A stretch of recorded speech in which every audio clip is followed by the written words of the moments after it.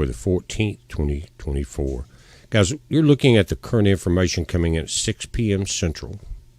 And I'm here in central Mississippi, so we're watching all of this winter weather move in on us. And a lot of the infrastructure, guys, is not designed for the temperatures, which could be record-breaking or actually across the nation.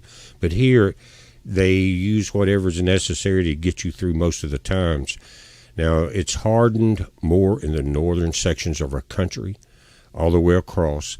But here it's not, and things have been changing throughout the day as we were getting things done, making sure water was cut off where it needed to be and drained, firewood was stacked, and make sure that you have checked your antifreeze in your vehicles. Don't forget that, because by the time you get up in the morning, it's going to be very cold, and you're not going to want to deal with it then. Even now, if you've waited till it's getting dark like it is here, then it's better to do it now with the current temperatures than it would be to wait till in the morning. But the things that have changed again, in this dark purple here, which is hard freeze warnings, these section of the counties in Texas were the only ones showing this morning. Then it expanded south and west into this section of Texas, the north. Now it has expanded all the way across central Louisiana, right into the tip of southwestern Mississippi. So that's telling you how everything is moving in the forecast, okay? From Texas, Louisiana, now watch for it into Mississippi, and then Alabama as it moves. Everything moves east. Now, in this color purple, guys, you're dealing with winter weather advisories, and then in the pink, winter storm warnings. The temperatures are dropping very quickly. You also see a lot of the same things along the Great Lakes up into the northeast. Guys, all of this is going to change. So what you're seeing here now, every day that it goes through, like the worst is going to be tonight into Tuesday night here, but it's going to expand each day further up along the Appalachian chain, up towards our friends in the very northeast. Blizzard conditions are expected in some areas, but right now, again, the infrastructure is not built for this in the southeast, so that's what I'm keeping my eyes on, and I do live here. But I'm going to show you a couple maps that you can check your wind chill factors in any section of the country, and that's really what's going to be the important part. But in where we're looking at in the southeast, quite a bit of the southeast actually, is changing quickly. I've worked outside. As a matter of fact, a little afternoon today, it was bright, blue skies, close to 60 degrees, like the perfect spring day. And it made me think about it. If you didn't have the satellites, weather prediction centers, things like that, I know that people relied on, back in the old days, the signs of the times, how the animals were reacting, the clouds, whatever you could see, and you can tell it. Just like today on our bird feeders here, we put extra in there because they're trying to stock up because they know what's coming. But you think about it as far as, you say, okay, it's getting cool, I can see it, the clouds are getting high, there's the fronts coming through, but you would not know that how cold it's going to get from just those observations. You would know something was coming, but thank goodness that we do have the instruments now that let us know how drastic this can become. Now, this is current satellite images over the U.S. You can see that Florida's starting to get a break from the El Nino effect that's coming out of the Pacific Ocean. Still getting some moisture, guys, but a lot of it's moved into the Atlantic. You guys up in the northeast, you've got some moisture building there, but what's coming here from the southeast is going to be very important. You can see the line of moisture here, and what's happening, if you look very closely, it's changing from daylight to nighttime. Let it recycle. There's moisture pulling in right there, and I'll zoom it in closer just a moment. But that's going to mix with this cooler air and the moisture that's in the upper atmosphere because this is coming in under this. So, again, you can see the areas that are starting to get very cold. and we're starting to see 0-degree temperatures in North Mississippi as far as wind chill, and much colder than that back into Texas, Oklahoma, and other sections. Now, pulling this a little closer in, you've got Texas across the southeast and northern sections of Florida in this section. Notice right here, this moisture pulling in, that's going to add to what's happening. So we're talking about possibly here in my area of central Mississippi about around 6 a.m. in the morning, light sleet, not a heavy buildup, but drastic temperature changes that could last until possibly Wednesday. So it only takes, 6 or 8 hours below freezing for your pipes and things like that to start freezing. But we're talking about 2 or 3 days, very close to not getting above freezing at all, and that just makes it so much more difficult for things to thaw out.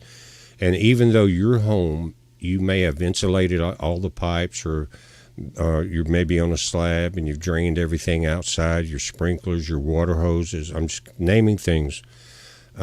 But your neighbor may not be prepared, and if they freeze and bust part of their water line, it will affect everything from there on through the system. I've seen it happen many times.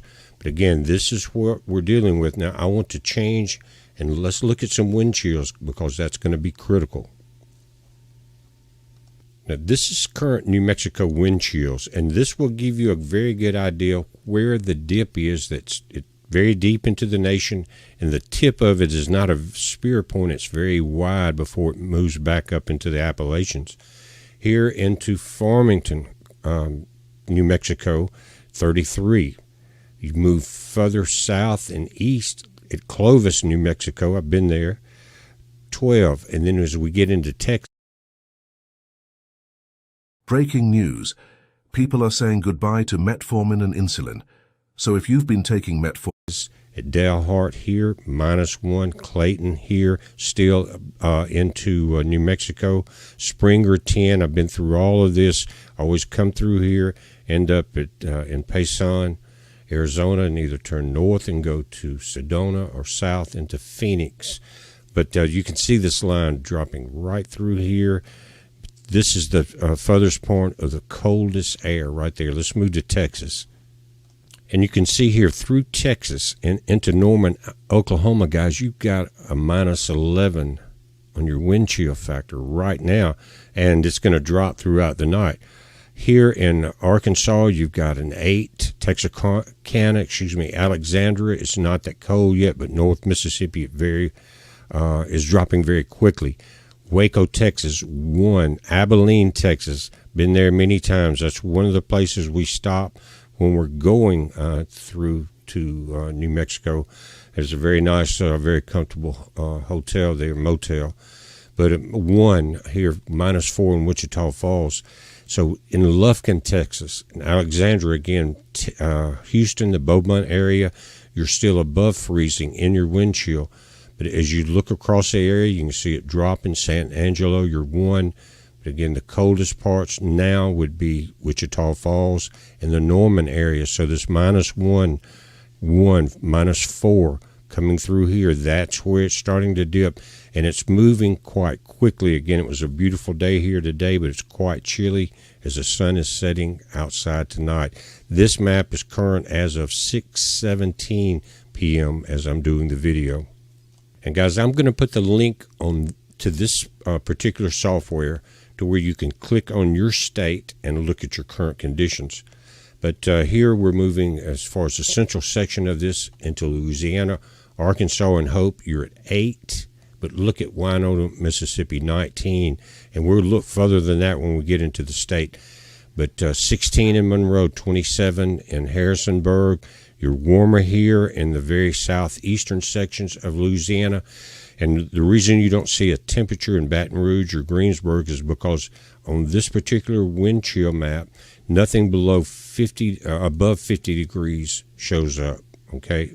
So that's what we're dealing with here. But it's changing very quickly. Let's move over into Mississippi, and you're going to see where the dip is coming in from there in Tennessee.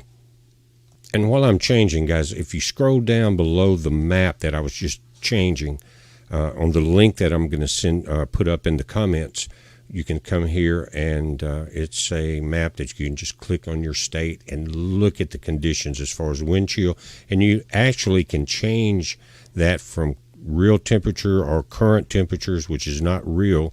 If you're dealing with real chill, that's the apparent temperature, and that's how you're going to feel if you go outside and get very cold. So that's what's the important part, but you can click on any area.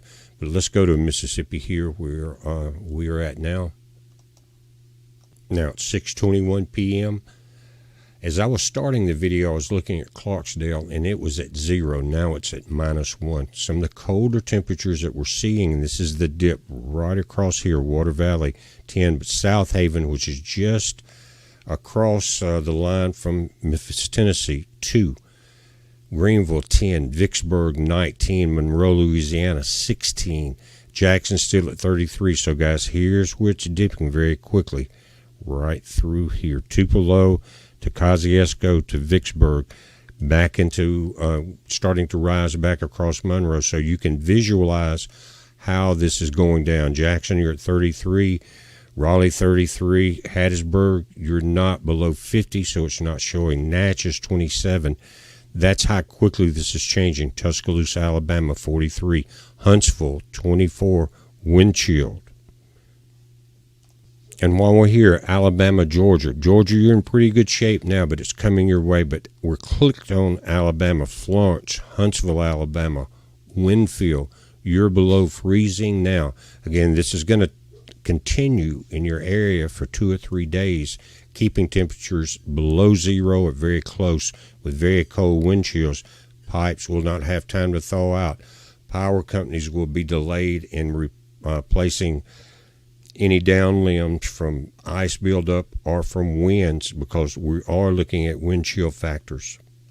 Now, looking into Tennessee and Kentucky, right here, guys, in Murray, you're at -2, Dyersburg 0, but all the way over to the very eastern sections, Kingsport, you're below freezing in your wind chill. Williamsburg here, Lexington, Kentucky, you're at 8 now, but this is all going to move toward your area. And that's what I wanted to talk about. Again, the 4 P's are your people, your pets, your plants, and your pipes, right?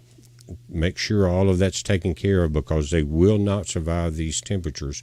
Do not get out. I hope you've taken the advice of many meteorologists. I'm not one, but I watch it very closely.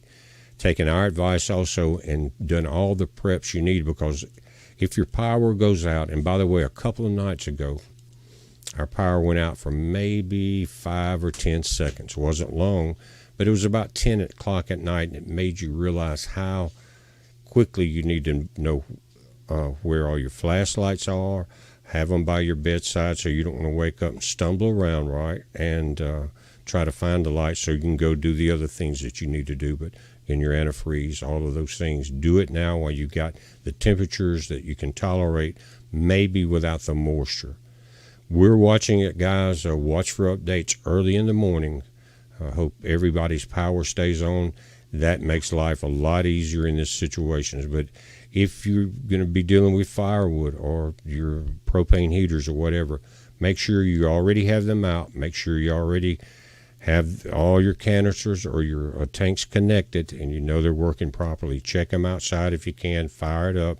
You don't want to try to put all that together under possibly power outages and very cold conditions. Just think about everything you need to do, because it's going to get a lot worse before it gets better.